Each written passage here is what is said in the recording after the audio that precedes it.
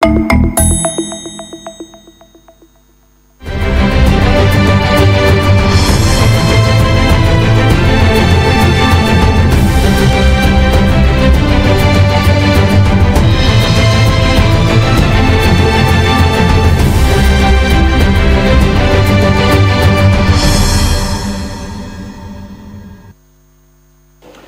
PDL 145 territoires est une réalité en République démocratique du Congo, un projet initié par le chef de l'État Félix-Antoine Tshisekedi Tshilombo dans l'objectif de réduire les disparités et doter des infrastructures de base et de qualité à toute la population riveraine, surtout la population disséminée dans le Congo profond en manque des infrastructures criantes. Ce projet se matérialise aujourd'hui. Le chef de l'État a dit lors du tout dernier Conseil des ministres et pour plus tard, la fin de cette année 2025, le mois de décembre, la première phase devait être terminée. Il y a des difficultés rencontrées par rapport à la matérialisation de ce projet. Est-ce les ouvrages construits sont des ouvrages de qualité? Comment fait-on pour livrer ces ouvrages en question? Pour répondre à toutes ces questions, mesdames et messieurs, nous recevons pour vous l'architecte Kim Mukwanga. Il est parmi l'un des acteurs qui sont dans la matérialisation de ce projet en République démocratique du Congo. Il est manager du bureau CREST. C'est avec lui que nous allons essayer de décrypter ce qui s'est fait et ce qui reste à faire par rapport à ce grand projet ambitieux du chef de l'État qui donne les sourires à d'autres personnes et qui laisse encore en attente d'autres coins de la République démocratique du Congo. Merci de nous suivre si vous nous rejoignez. Bienvenue à toutes et à tous à ce nouveau numéro de votre magazine RDC Infrastructure et Développement. Bienvenue. Monsieur Kim Mukwanga, merci beaucoup d'avoir répondu à notre invitation. Comment vous allez? Je vais bien, merci. Merci beaucoup, encore une fois de plus. Nous vous avons approché pour essayer d'analyser ce qui s'est fait dans le cadre du PDL 145 territoires. Il y a un rapport qui a été présenté à l'opinion publique dans un seul but de nuire, de faire voir que rien ne se faisait par rapport au PDL, ce programme ambitieux du chef de l'État. D'entrée des jeux, pouvez-vous nous répondre, est-ce que le PDL est un projet réussi ou c'est un projet qui est un échec d'entrée des jeux?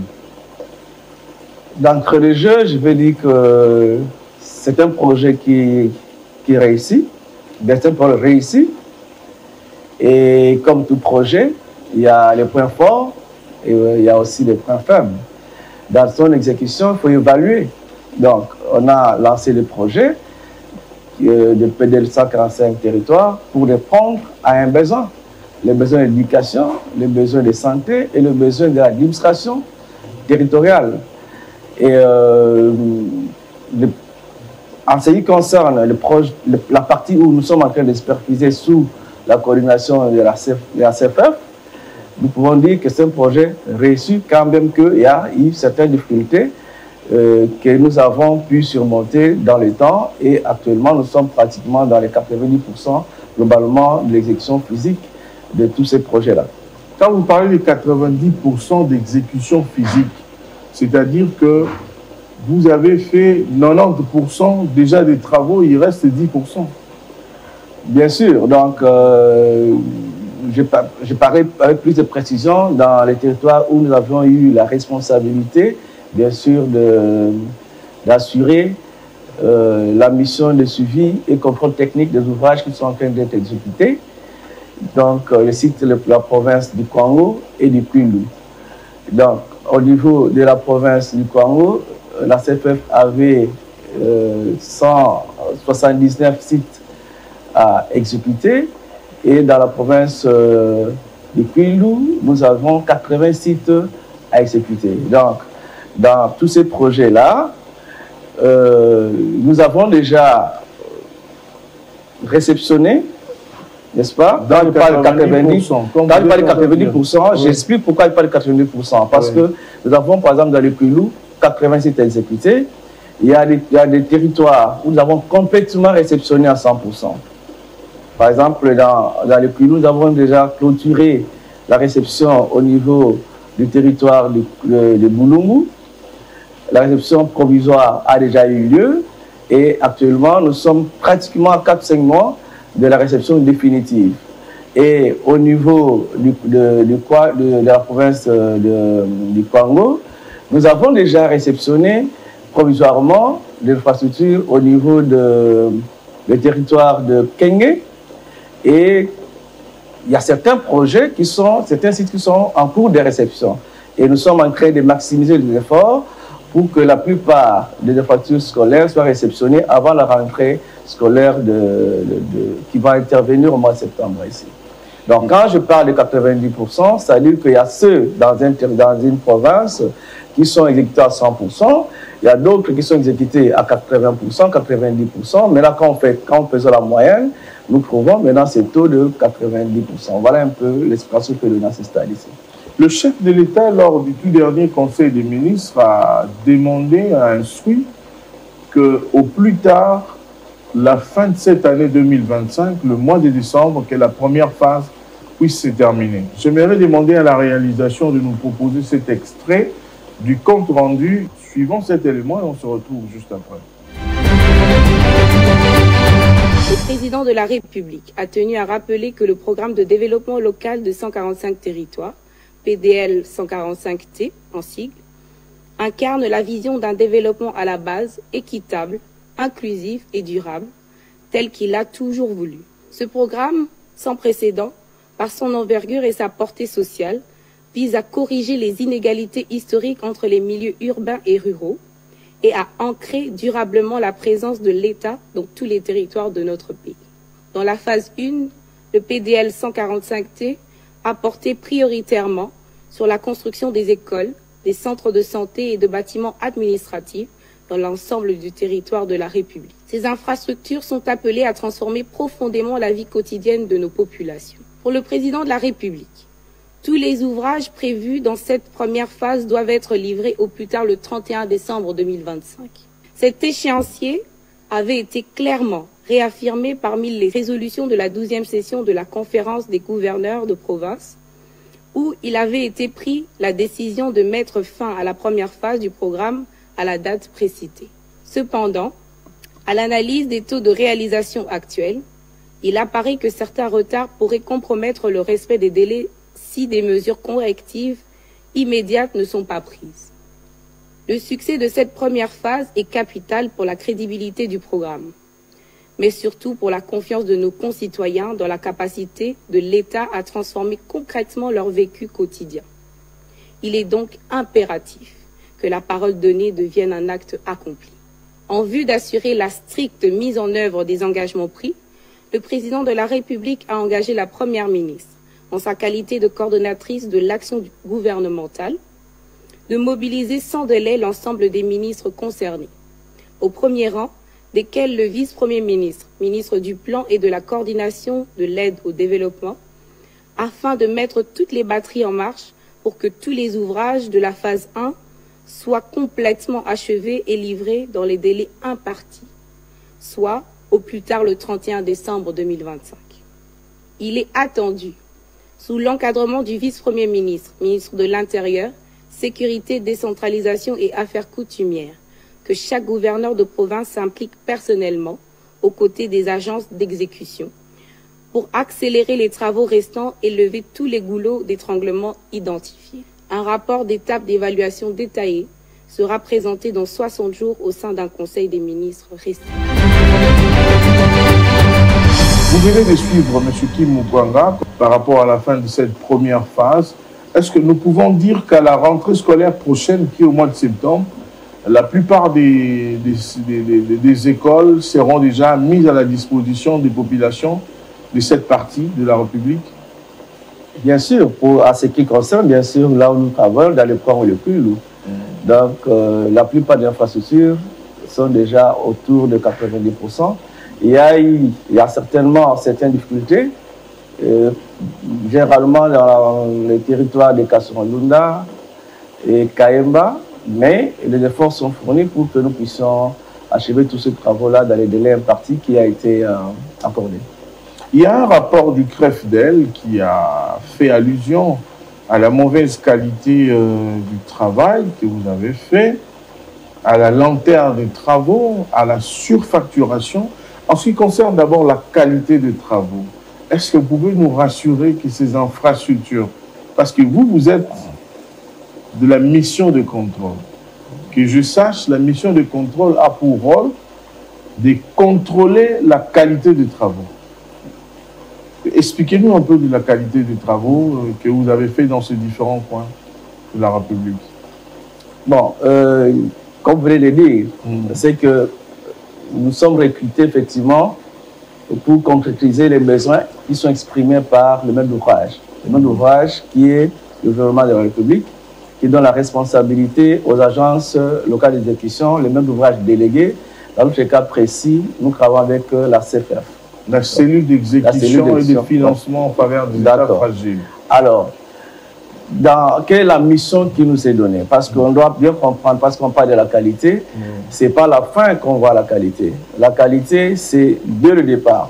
C'est comme ça que quand on nous a donné cette mission, comme pas généralement, quand on fait le suivi et contrôle technique de l'ouvrage, la qualité commence par le vérifier début, par la fondation. Le plan. Oui. Déjà, sur les plans que vous faites, que vous allez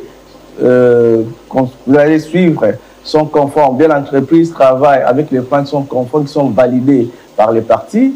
Et deuxièmement, la qualité, les précisions techniques, n'est-ce pas? Si l'entreprise répond aux précisions techniques de l'ouvrage tel qu'il a été rédigé par le concepteur, et troisièmement, les plannings, n'est-ce pas? Ensuite, quand nous avons tous ces éléments qui sont des documents écrits, nous passons maintenant sur tout ce qui est qualité. La qualité commence par la validation des matériaux, la validation des carrières, la validation... La mission de contrôle assure aussi l'achat des bons matériaux. Non, la mission de contrôle, son rôle n'est pas d'acheter des matériaux. La mission de contrôle est là pour valider, n'est-ce pas, d'abord les échantillons des matériaux qui lui sont présentés par les entrepreneurs, et ensuite valider les matériaux qui sont sur les sites, n'est-ce pas, pour certifier si ces matériaux-là sont conformes, bon ou c'est mauvais. Voilà, s'ils sont conformes aux prescriptions techniques, n'est-ce pas? Dans les cas précis, parce que vous avez parlé des CREFDEL, d'une structure qui a parlé de la qualité. Je répondrai que tel que la CFF avait structuré le suivi, donc nous sommes au niveau de la direction générale, mais au niveau de chaque province, il y a un chef de mission qui représente le cabinet. Et ce chef de mission, il travaille en collaboration avec les représentants, donc les provinces, en ce qui concerne l'infrastructure scolaire. Il travaille avec le médecin des zones en ce qui concerne l'infrastructure de santé. Et il travaille avec l'administration territoriale en ce qui concerne les bâtiments administratifs. C'est-à-dire qu'il y a des réunions qui se tiennent au niveau des provinces. Et au niveau de chaque territoire, nous avons les ingénieurs territoriaux qui travaillent en collaboration, en synergie avec les autorités locales à ce niveau-là. Et au niveau de chaque site, nous avons un délégué à PD qui nous représente. Donc, nous pouvons valider un échantillon, si le matériau est acheté à Kinshasa, on valide, mais cet échantillon est transmis au niveau de la province, au niveau du territoire et au niveau du site, pour que quand le matériau qui est acheté arrive, qu'on puisse vérifier la conformité de ce que nous avons validé à ce niveau-là. Mais au niveau aussi local, il y a des matériaux qui sont achetés localement, n'est-ce pas?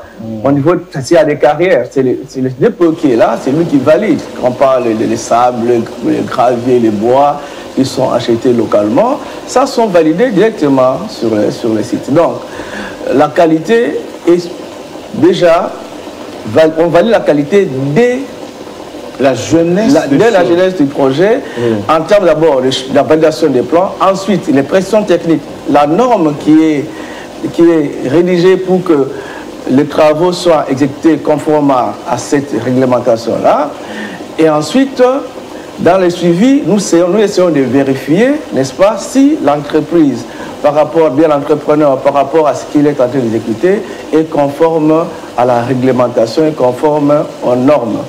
Et c'est comme ça que les délégués à pied d'œuvre, qui sont nos représentants sur le terrain, eux, ils veillent, n'est-ce pas, à ce que la norme soit respectée. Voilà ce que je peux dire par rapport à votre question. Mais aussi, tout ce que nous le faisons ensemble, en collaboration avec les bénéficiaires directs qui sont sur le terrain, n'est-ce pas? Donc, nous, en tant que maîtrise d'œuvre, dans notre phase de suivi et contrôle technique des travaux, avant, parce que nous assistons dans notre mission, on a la mission aussi d'accompagner, n'est-ce pas, le maître d'ouvrage dans les différentes réceptions. Comme là, nous le faisons avec les partis, notamment l'administrateur du territoire, le proverbe et le médecin-chef des zones. Pour vous rassurer. Si ça est centre de santé, avant d'aller réceptionner provisoirement, quand même que nos collaborateurs ont eu à veiller dès le départ jusqu'à la fin. Ils sont là en train de suivre au quotidien l'exécution des projets, mais à un moment, avant que nous puissions réceptionner, nous passons en revue. Et il y a des fois, ceux qui sont à Kinshasa, nos experts à Kinshasa, arrivent sur le terrain pour voir s'ils vont inviter les parties pour que nous venions réceptionner. Ce n'est qu'après avoir constaté que les travaux sont bien exécutés que nous invitons les parties, n'est-ce pas, que je viens de citer, pour la réception provisoire. Et à la fin, nous avons, dans tous nos projets, à la fin, les proverbes, l'administrateur du territoire ou bien le médecin chef des zones, ils établissent des attestations de bonne fin, quand même que ça soit provisoire, parce que les attestations définitives seront établies, bien sûr, à la fin du projet. En fait, pendant une année après, pendant que nous allons réceptionner définitivement les ouvrages. Et par rapport à la lenteur des travaux, vous répondez quoi? On parle de la lenteur des travaux, mais on a parlé aussi, en ce qui concerne la qualité, quelques fissures qu'on voyait sur des murs, sur ces ouvrages. C'est comme ça que la réglementation prévoit la réception provisoire et la réception définitive. C'est-à-dire que après la réception provisoire des ouvrages, on laisse un temps pour éprouver l'ouvrage. Et pendant ce temps, les bénéficiaires occupent l'ouvrage, ils utilisent cet ouvrage-là. Et ce sont les bénéficiaires qui vont informer les parties qu'il y a eu telle ou telle anomalie. Ça peut être dû à l'exécution, comme ça peut être dû à la mauvaise manipulation. Mais dans tous les cas, avant la réception définitive, nous procédons bien sûr à la levée des réserves, à corriger. Si c'est dû à la réalisation, obligatoirement, l'entreprise corrige, parce que les travaux sont couverts par une garantie de bonne exécution, et la garantie de bonne exécution est restituée à la réception définitive qui intervient une année après la réception provisoire. Mais dans notre cas, bien sûr, dans notre cas, j'ai suivi personnellement certains commentaires liés au bâtiment administratif de Massimanimba, dont vous avez cité les fissures. Mais c'est faux, parce que les images dont on a fait allusion sont les images qui ont été prises pendant que nous étions en train d'exécuter les travaux. Il n'y avait même pas de réception provisoire. Il n'y avait pas de réception provisoire. Ce sont des images qui ont été prises avant. Des images qui ont été prises avant que nous puissions, bien sûr, prononcer la réception provisoire de tous ces travaux-là. Est-ce que vous avez regardé la vidéo et vous avez lu le rapport du CREFDEL sur la mauvaise exécution du PNL? Mais je suis même étonné parce que, vous savez, moi, personnellement, j'ai été sur 8 territoires. Pour ne pas dire 8 territoires, parce que nous avons réparti les tâches à notre équipe. J'ai été dans 8 territoires. J'ai été dans le Kwango, les 5 territoires j'ai visité. J'ai visité Kenge, j'ai visité Popokabaka, j'ai visité Kassongolunda, Feshi, j'ai visité Kaemba. dans des conditions très difficiles. Pour avoir aussi votre version des faits. Ouais, mais non, mais parce qu'ils n'ont pas fait, je ne pense même pas que ils ont été là-bas. Parce que ce n'est pas facile pour y arriver. C'est pas facile pour y arriver. Si vous êtes arrivé là-bas, donc vous pensez que les autres ne peuvent pas arriver là-bas? Non, il y a ceux qui sont arrivés. Oui. Après moi, il y a eu les inspecteurs, les juges qui sont arrivés à 2 fois. OK? Et nous avons reçu nous avons eu des réunions avec eux après leur visite. Nous avons échangé et on a présenté les difficultés. Je pense qu'à leur niveau, ils ont transmis à cri de croix. Donc, et les députés nationaux comme provinciaux qui sont passés par là aussi, ils ont invité tantôt nos chefs de mission qui sont au niveau de chaque territoire. Ils ont travaillé avec eux. Et ceux qui ont voulu discuter avec nous, nous avons échangé, nous avons partagé aussi. Donc, le projet est exécuté à la satisfaction, je pense, de tout le monde. Et on n'empêcherait pas des gens, on n'empêchera pas plutôt les gens de porter leur regard peut-être négatif pour des raisons que nous ne connaissons pas. Mais au moins, nous pouvons dire, à ce qui nous concerne, nous avons la mission de concrétiser les besoins qui sont exprimés par le chef de l'État, par le maître d'ouvrage, qui est le gouvernement de la République, et par le maître d'ouvrage délégué. La mission qui nous a été donnée, elle est suivie. Et je pense que l'entière satisfaction de tout le monde, les PV, l'attestation signée par, que cela soit les proverbes pour certains territoires, que cela soit les médecins des zones sont là, vous pouvez les lire. Ils sont satisfaits. Donc, vous mettez en doute ce rapport? Je ne sais même pas s'il était arrivé et à quand ce monsieur passé par là. Je ne sais pas. Vous n'avez pas répondu à ma question, monsieur. Mais j'ai dit que je ne sais pas parler des rapports parce que le contenu déjà est baisé. Je ne sais pas où est-ce qu'il a collecté ces informations dont il parle. Parce que si vous revenez aujourd'hui, ce n'est pas la même chose. Moi, je vous dis que les administrateurs du territoire, les prophètes, les chefs des zones ont des attestations. Ils ont donné des attestations qui confirment que les travaux sont exécutés conformément aux attentes et conformément aux règles de l'art. C'est vrai, à l'Éuni, j'ai eu avec mes équipes à sillonner quelques territoires, comme vous aussi. À l'Éuni, ça se voit que c'est des travaux de qualité qui ont été réalisés. Mais si nous avons approché la mission de contrôle, c'était pour avoir une certification. Oui. Parce que vous savez, dans le cadre de grands projets comme ça, il faudrait toujours se rapprocher de la mission de contrôle pour être vraiment sûr que le travail a été bien fait. Mesdames et messieurs, je tiens à vous rappeler que le PDL 145 territoires, il y avait 3 agences qui ont été sélectionnées pour réaliser le projet. Il y a le Bureau central de coordination, le BCECO. Il y a la CFF, la cellule d'exécution et de financement en faveur des États fragiles. Et puis, il y a le PNUD. C'est réparti en 3 zones. Il y a le BCECO qui a 9 provinces. Il y a la CFF qui en a 7. Et puis le PNUD qui en a 9. Parce que le PDL ne concerne pas la ville de Kinshasa. Le mois de décembre de l'année 2025, on doit remettre tous ces ouvrages.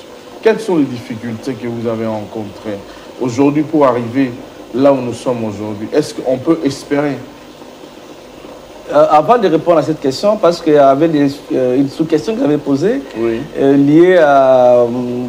Vous avez parlé de la qualité, la surfacturation et tout ça. Là, je voulais quand même parler de la procédure. Vous savez, quand les gens interviennent, il faut qu'ils se posent quand même certaines questions. La surfacturation d'un projet, je ne sais pas dans quel contexte on peut l'utiliser, dans le contexte des 145 territoires. Il a parlé de 511 millions de dollars décaissés et que l'utilisation, normalement, c'est 9 millions de dollars. Mais il faut être expert en matière pour répondre à certaines questions, parce qu'on ne peut pas être expert en tout. Même moi, je ne peux pas être expert en tout. La procédure elle-même déjà, c'est une procédure ouverte, le thème marché ouvert. Il y a eu plusieurs soumissionnaires. OK? Donc chaque entreprise... Il n'y a pas eu de marché passé de gré à gré. Dans le cas des PDL 145 territoires, au moins les contrats que nous supervisons, oui, il n'y a pas eu de marché gré à gré. Ça, c'est un. Okay. Deuxièmement, ces genres de marchés sont ouverts au public. Quand on lance l'appel, vous pouvez voir, peut-être pour ne pas faire la publicité, vous regardez la Média Congo, vous allez voir qu'il y a plusieurs offres qui sont lancées. Celui qui est intéressé, il soumissionne. Et après la soumission, comme c'est un marché financé par le gouvernement, ce marché, le rapport d'analyse est soumis à la direction des marchés publics, qui est la DGCMP, oui, qui donne son avis pour voir la conformité du lancement de ces marchés-là. Et ces analyses ont été faites à bon et due forme. Et ensuite, dès que cet accord, cet avis est donné, et il est publié, le marché est publié pendant, les résultats sont publiés pendant minimum 10 à 15 jours, si je ne me trompe pas, pour qu'ils voient s'il y a des contestations. Et ensuite, le contrat est enregistré à l'ARMP. Il y a aussi l'autorisation, l'approbation du Premier ministre. Quand quelqu'un parle de la surfacturation, ça vient nous pour un marché qui est ouvert au public, qui est un marché qui est ouvert, où il y a plusieurs soumissionnaires. Ça, c'est un. Deuxièmement, les décaissements se passent sur base des travaux qui sont réellement exécutés. C'est-à-dire le paiement se fait par facturation, selon l'évolution des travaux. Suivant l'évolution des travaux qui sont réellement exécutés. On ne paye pas en avance. On ne paye pas on paye en avance. On paye une avance qui est couverte par une garantie, oui, pour le début. Une garantie bancaire. Oui. Ça veut dire que c'est même pas, en réalité, celui qui reçoit une garantie bancaire, il a hypothéqué cet argent à la banque. Parce qu'il y a un souci, c'est la banque qui va rembourser. OK?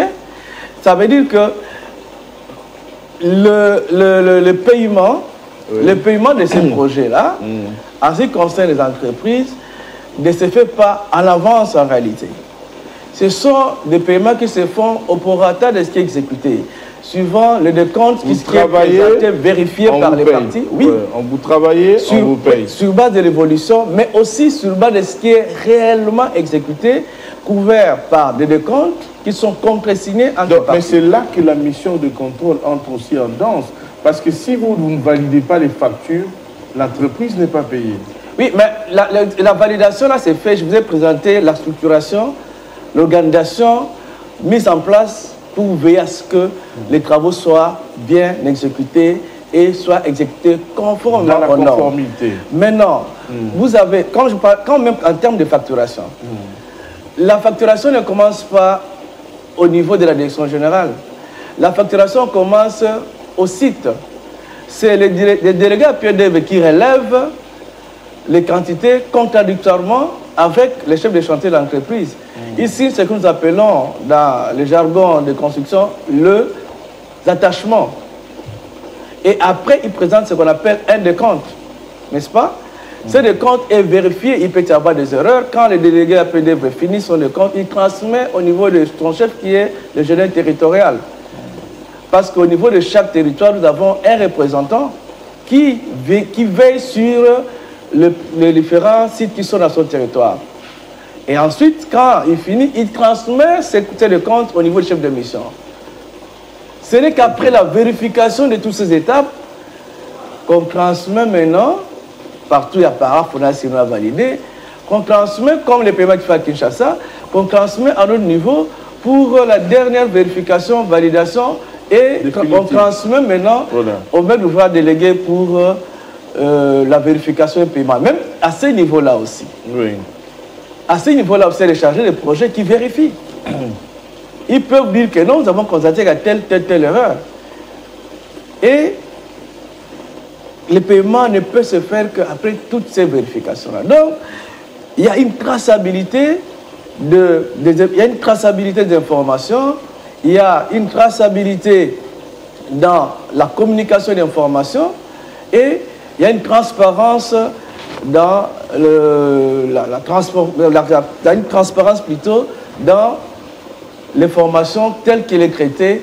Et je pense qu'à ce niveau-là, on peut s'apaiser, il n'y a pas de problème. Le PDL est un échec ou c'est une réussite? Je l'ai dit, c'est une réussite parce que partout nous avons déjà réceptionné définitivement. Il y a même un surplus d'élèves dans les salles de classe. Par rapport aux anciennes salles? par rapport aux anciennes salles, parce qu'il y a des salles qui sont prévues pour 50 élèves et la demande est énorme. Il y a autant d'élèves. Donc il faut répondre. Donc il faut continuer d'ailleurs, peut-être recadrer. Comme j'ai dit, les projets exécutés, il n'est pas parfait, mais quand il n'est pas parfait, parce que le projet était prévu qu'on exécute en 6 mois, n'est-ce pas? Oui. Mais on a dépassé largement les délais. Ça, c'est une faiblesse. Mais quand il y a une faiblesse, il faut que nous puissions nous mettre, nous puissions évaluer, dire pourquoi il y a cette faiblesse. Et qu'est-ce que nous pouvons faire pour que prochainement, qu'on ne puisse pas avoir ces genres de faiblesses, qu'on puisse respecter l'État. Mais c'est 6 mois à 6 mois qu'on puisse livrer les ouvrages. Là où nous avons réceptionné, les gens ils sont satisfaits, les enfants étudient et il y a la clameur publique. Bon, maintenant vous avez parlé des difficultés. Les difficultés, c'est qui engendre un peu le retard. La première difficulté, c'est l'accessibilité de, on peut dire 80% bien 90% de ces sites-là. Je prends le cas de la province du Congo. La province du Congo semble être la province la plus proche comme la province du Congo central. Oui. Mais je peux vous rassurer que c'est la province la plus difficile parce qu'après Kenge, le territoire de Kenge, il n'y a pas de route. Les autres territoires sont extrêmement loin. Enclavés. Enclavés, il n'y a pas de route. Je parlais avec une sœur religieuse à Pupukabaka. Nous avons quitté Kenge, je pense, à 6 h pour arriver à 23 h. On ne savait pas où dormir. Et le matin, après avoir visité 6 sites sur 19, on devait partir... Donc, vous avez quitté de 6 h à 23 h. À 23 h. Mais pour faire 180 km. Et des fois, vous allez dans un entonnoir comme ça, une voie. Donc c'était, dans les temps, c'était 2 voies. Mais avec le temps, la voie s'est dégradée. Comme si vous passez dans un ravin. Au risque même de passer beaucoup de temps si vous trouvez une voiture en panne. Et tout ça sont des contraintes. Comment mener les matériaux de construction dans ces zones? C'est la grande difficulté, effectivement, je vous dis, l'accessibilité. Nous avons quand même des entreprises qui... Quand vous avez mené les études pour la matérialisation du projet, vous avez tenu compte de tout ça? Bon, nous, c'est un projet qui est type, qui est réalisé, les plans sont types sont réalisés partout, sur les 145 territoires. Ce sont des plans qui sont, je pense, exécutés par, qui ont été conçus par le bâtiment civil. Si je ne me trompe pas, c'est par le bâtiment civil. Alors, quand on réalise des plans comme ça, nous, notre rôle, c'est, au niveau de l'exécution, on essaie de réadapter par rapport à l'implantation, n'est-ce pas? Voir si, au niveau de l'implantation, il n'y a pas de souci. C'est le rôle aussi de la mission de contrôle à ce niveau-là. Voir est-ce que le plan tel qu'il a été conçu, c'est un plan qui est type, mais les terrains sont différents. Vous pouvez aller dans un terrain qui est en pente, un terrain qui est plat, vous n'allez pas les planter de la même manière. C'est ces adaptations-là qu'il faut faire avant de l'exécution. Et la plus grande difficulté... C'est ce qui différencie aussi les prix dans la zone X, dans la zone Y. Les prix, il y a plusieurs facteurs qui peuvent différencier les prix. D'abord, le terrain que vous implantez. Il y a le facteur distance, transport, facteur accessibilité. J'ai tenté de dire, pendant que vous avez posé la question, pour dire que nous avons travaillé avec des entreprises qui étaient appelées à construire des bacs pour faire traverser des matériaux. Vous voyez? Parce qu'on ne peut pas traverser un fleuve, une rivière, avec une pirogue pour aller construire des infrastructures à côté. Donc, il y a ceux qui ont construit des bacs. Pendant que ce n'était pas prévu à leur budget, ce sont des difficultés. L'accessibilité, j'en ai parlé, des voies qui ne sont pas accessibles, mais il y a des gens qui ont utilisé des pirogues, il y a des gens qui ont utilisé des motos pour aller approvisionner. Et il comptait aussi la situation que nous avons connue avec le Mobondo dans le Congo. Ça a perturbé, effectivement, le respect du délai dans ces concrets-là. Vous avez une bonne partie de là où vous avez travaillé, les gens sont contents, oui, on doit le dire, mais il y a d'autres qui sont encore en attente. Ils vous regardent devant cette caméra. Vous leur dites quoi? Ils peuvent perdre espoir ou ils doivent continuer à espérer d'avoir les ouvrages terminés? Non, moi, j'aimerais dire ceci, que tous les projets qui ne sont pas encore achevés, l'argent, à ce qui concerne, au moins la CFF, je sais que l'argent de ces projets est là. Parce que ces marchés est financé. Le paiement est fait au prorata exécuté, comme j'ai dit, c'était un marché à bordereau des prix. Les difficultés que les entreprises ont connues, n'est-ce pas? Je l'ai dit, on ne peut pas se voiler la face, c'est lié à l'accessibilité. La communication, les voies de communication posent problème. Donc, si on doit évaluer ces projets aujourd'hui, je demande aux autorités, puis ce n'est pas le mot de la fin, je demande aux autorités de voir un peu la situation des voies de communication et voir si possible de restructurer. Mais à tous ceux qui attendent encore voir les projets achevés, je pense que très bientôt, ils vont occuper leur bâtiment. Je vous ai parlé d'un taux d'exécution, non? Nous avons des projets qui sont déjà exécutés à 100% qu'on n'a pas encore réceptionnés. Parce que, comme je dis, les principes de la réception, nous devons commencer par, nécessairement, s'assurer qu'il n'y a pas de malfaçons. OK. Et s'il y a des malfaçons, l'entreprise doit nécessairement lever ces malfaçons. Ce n'est qu'après que nous allons demander aux parties de venir, bien sûr, réceptionner. Il y a des projets qui sont à ce niveau-là. Je vais vous donner un cas dans le Kaimba. J'ai cité qu'on a un problème de Kaimba, il y a des problèmes de Kassongo-Lunda, il y a des problèmes, c'est un problème aussi à Féchi. Mais les problèmes, ce n'est pas des problèmes graves. Ce sont des problèmes qui peuvent être résolus rapidement. On demande aux entreprises, d'abord des entreprises avec qui nous travaillons, de faire diligence pour que nous puissions réceptionner. La plupart des projets sont réceptionnés au mois d'août ici. Et à Okaïmba, il y a des écoles que nous n'avons pas encore réceptionnées, mes enfants ont étudié cette année. La cité rurale de Kaïmba, on a 9 sites où les enfants ont occupé certains sites au niveau des cités rurales de Kaïmba. En tout cas, mais on n'a pas encore réceptionné. En tout cas, nous sommes en train de chuter, mais j'aimerais ici présenter aux téléspectateurs quelques extraits de messages des populations bénéficiaires de ces ouvrages du PDL 145 territoires qui sont déjà achevés, qui remercient les chefs de l'État par rapport à l'enclavement de leurs zones. Chacun dit merci, Président Tshisekedi, pour ce que vous avez fait. La réalisation nous propose et puis on revient pour clôturer l'émission. C'est du jamais vu. C'est un rêve. Mais aujourd'hui, c'est une réalisation. Vraiment, les mots que j'ai pu adresser au président de la République, ce sont les hommages les plus différents, les mots de remerciement. Nous avons été sélectionnés pour que nous puissions prendre place dans le cadre de 145 territoires.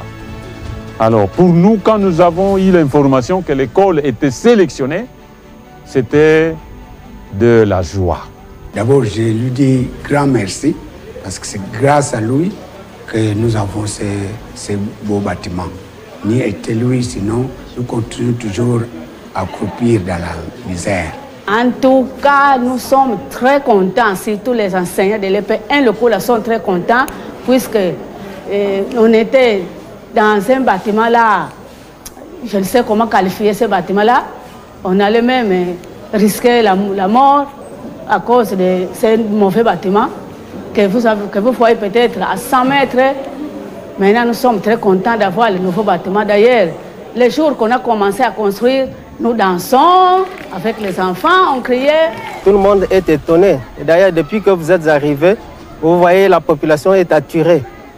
Nous n'avons jamais vu une construction pareille. On pensait que ce sont des aventures, comme on faisait les années passées avec d'autres gens qui pensaient, qui disaient qu'on doit construire, on doit construire. Maintenant, avec cette équipe ou bien cet gouvernement, donc, nous nous sentons vraiment très heureux. Nous le remercions puisqu'il a pensé d'être le premier de construire et d'installer une belle école comme le PMIDIM, puisque le PMIDIM n'était pas construit comme il faut. Mais pour le moment, je vois que non, l'école est devenue vraiment une belle école, très très belle école, plus que les autres. C'est ce que j'avais souhaité et voilà que tous les travaux sont finis.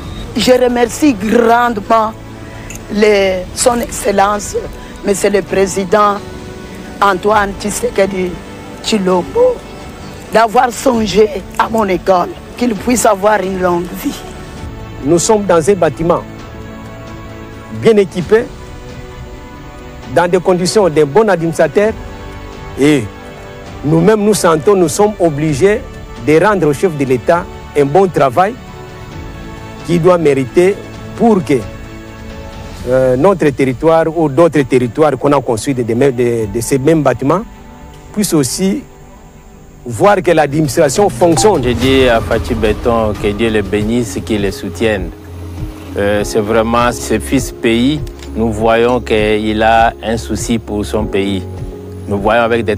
Malgré les guerres, le pays est presque menacé de partout.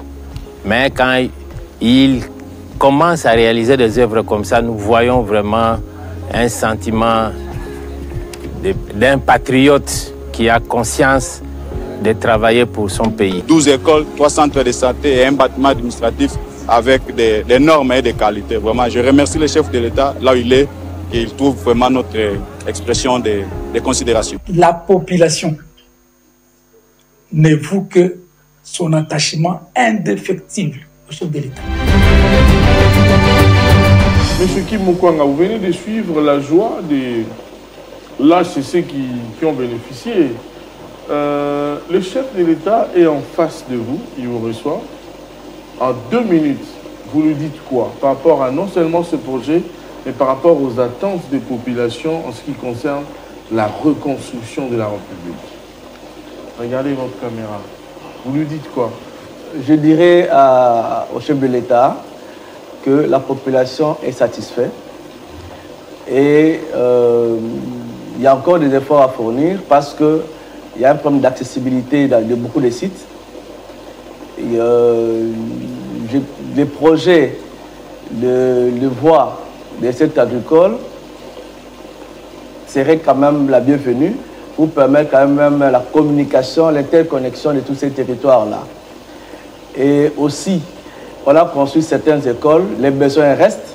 Il y a encore beaucoup d'écoles, n'est-ce pas, qu'il faut, je pense que c'est un projet pilote, qu'il faut ajouter, parce que les écoles que nous avons réhabilitées est en train d'être inondées par, au moins pour ceux qu'on a déjà livrés, sont inondés par des élèves. Je pense que les besoins restent. Et il sera question, bien sûr, de structurer un peu les projets pour qu'on ne puisse pas penser que aux infrastructures scolaires et sanitaires, mais penser aussi aux voies de communication pour que, pendant qu'on est en train de faire des voies de communication, qu'on pense bien sûr aux écoles qu'on va identifier sur ces axes pour qu'on puisse encore ajouter, n'est-ce pas, le nombre d'écoles qui pourront satisfaire aux besoins de la population. Mais sinon, dans l'ensemble, nous sommes satisfaits, nous qui avons suivi ces projets et aussi la population bénéficiaire. Merci beaucoup, M. Kim Mukwanga, d'avoir répondu à notre émission. Cette émission est terminée en 1 minute. Votre mot de la fin. Le mot de la fin, en 1 minute, je dirais que nous sommes ouverts et à chaque fois que vous avez des préoccupations, au regard de tout ce qui a été dit, nous pouvons toutefois réagir, manifester notre disponibilité, bien sûr, pour éclairer la population. Et pourquoi pas descendre avec vous sur le terrain jusqu'à Poprabak, aller visiter certains sites et voir certains axes, combien c'est difficile pour accéder. Mais on ne peut pas se décourager par rapport à toutes ces difficultés. On doit avoir ces pouvoirs de résilience pour que nous puissions nous en sortir. Je pense qu'on va s'en sortir. Merci beaucoup encore une fois de plus, M. Kim Mukwanga. À vous également, chers téléspectateurs, nous disons infiniment merci de nous avoir suivis. Je vous rappelle que nous avons fait un focus sur l'exécution du PDL 145 territoires, un programme du chef de l'État qui se matérialise et qui donne de la joie à la population riveraine de partout. Le gouvernement de la République, piloté par Madame Judith Soumine Ntuluka, que nous saluons, fournit beaucoup d'efforts pour mettre les populations dans de bonnes conditions. Restez scotchés, partagez cette émission. Vous pouvez la retrouver sur notre chaîne YouTube Aimé Mutombo. Soyons unis, le Congo est un et restera indivisible. Encourageons le chef de l'État, prions pour le président de la République.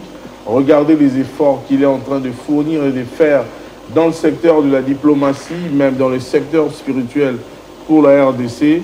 Je demande ici, pour terminer, à tous les politiciens congolais de s'unir et de regarder sur la même direction, parce que le Congo, c'est notre mère patrie.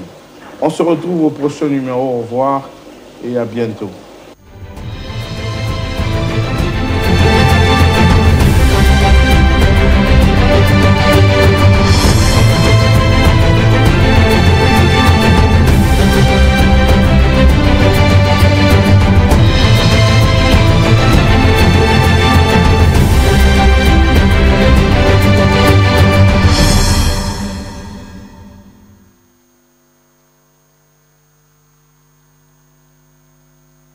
Moi, Félix Antoine Tshisekedi Tshilombo, président de la République, je dédie solennellement en ce jour la République démocratique du Congo entre tes mains, ô Éternel notre Dieu. Libota na nkolo pe baimboka banson na bokambami ya tata mokonzi wa ekolo Félix Antoine Tshisekedi Tshilombo to benga bi banso na losambo botondi nkolo mpe kozongisa lokumu epai na ye na ntina na mokolo to ya boyokani esalemaki na mboka Amerika to eba ete bokutani ya losambo yango ekozala bongo omokuna dimanche 13 juillet 2025 na esplanade ya Palais du Peuple na ngonga 14h elongo na basena nzambe minene ya mboka Amerika na botinami ya Donald Trump na mama na likambo boyokani ya molimo mpona kimia pe bolamuki kati neko na biso pe Amerika. Tokozala bongo na losambo malendisi maloba masakoli mpe kotono nzambe pe kogumba melaye kobosa na te bonso lisanga toya meke omokula dimanche 13 juillet 2025 na ngonga 14h l'esplanade ya Palais du Peuple kotono nzambe pona kimia ya solo mpe manso asali na mboka na biso Congo boye malamu na bino banso mpe nkolo apambola bino.